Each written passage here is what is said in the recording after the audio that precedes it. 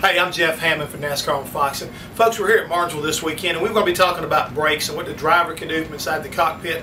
But we're going to have our old faithful right here, our NASCAR on Fox Ford Racing Tech car. So we're going to get right into this right here. And this is really kind of cool. We get into, when you're talking about brakes and talk about the suspension, we're going to show you these brakes. I mean, look how massive they are. I mean, really, they are just unbelievable what you have to have here to be able to get the job done. I mean, they take a lot of preparation. These brakes can cost upwards to $40,000.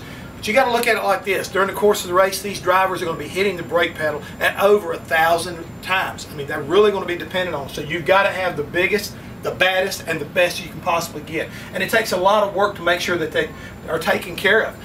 Special cooling ducts are also added because these temperatures that these drivers are going to put on these brakes is unbelievable. We talked again about the size of this caliper. This is the caliper itself. Here inside you can see how big and how thick the brake pads are. Again, when you're using them like they're using these things, trying to slow these 3,400 pound race cars down over 1,000 times, you really wear them out. So the drivers have to be very cognizant of the fact that you can wear these brakes out. They're not indestructible. So some of the things we're going to get into today that's really going to affect these brakes are the rotor temperatures themselves.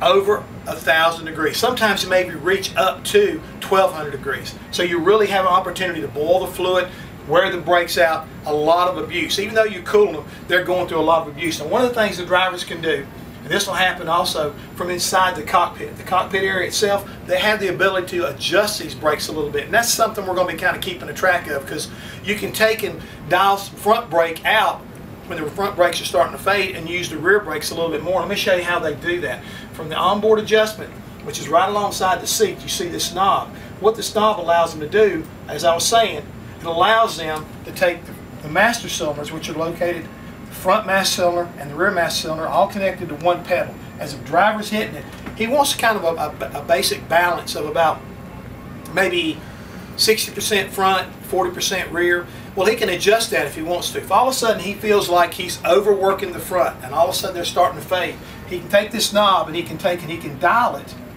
to the rear.